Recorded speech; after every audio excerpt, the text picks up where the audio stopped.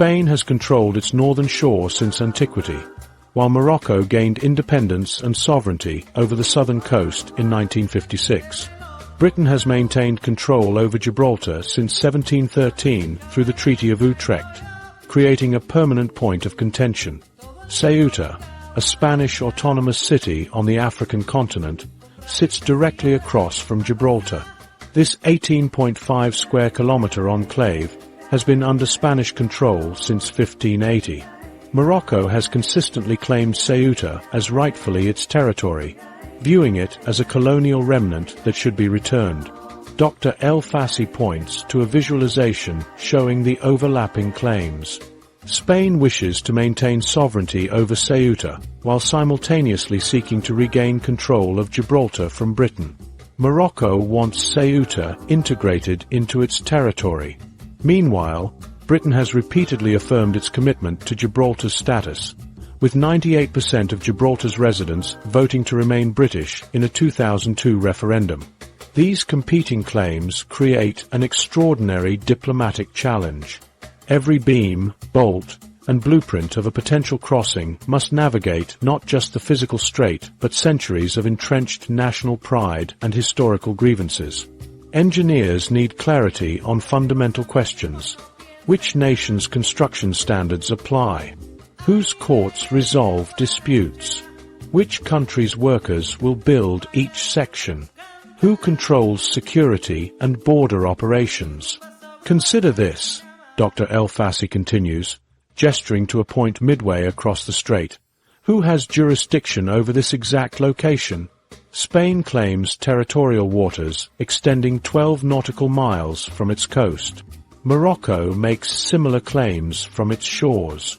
There are areas of overlap where both nations claim sovereignty over the same patch of seabed. Archival footage shows various diplomatic meetings between Spanish and Moroccan officials dating back to the 1970s.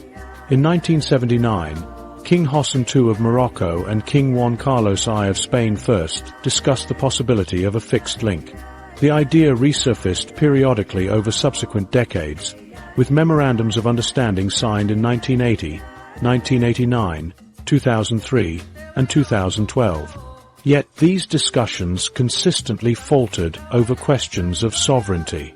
Points of contention included whether the connection would link to Gibraltar or bypass it entirely, whether construction would acknowledge Moroccan claims to Ceuta, and how border controls would function at either end.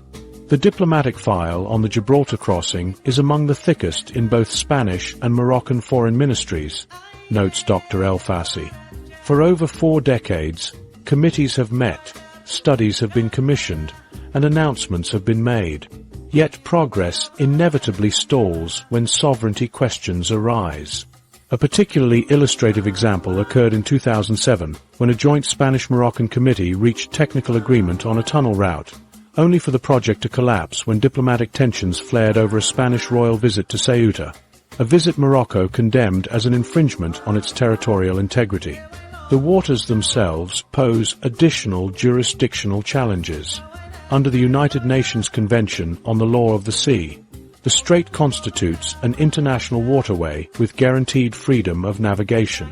Any bridge or tunnel would need to preserve these international transit rights while somehow resolving the overlapping national claims. This project requires synchronized approval and ongoing cooperation from nations with fundamentally opposed territorial ambitions. Dr. El Fassi explains while examining detailed charts. Spain cannot proceed without Morocco, and neither can act without addressing British interests in Gibraltar. Security considerations further complicate matters. The strait serves as both a military strategic point and a major migration route between Africa and Europe. Spanish and Moroccan naval forces currently patrol their respective territorial waters, while British Gibraltar maintains its own security perimeter.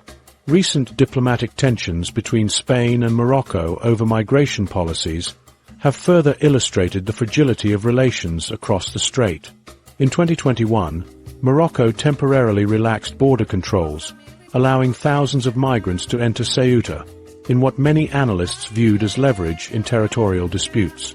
The project would require international cooperation on a scale rarely achieved.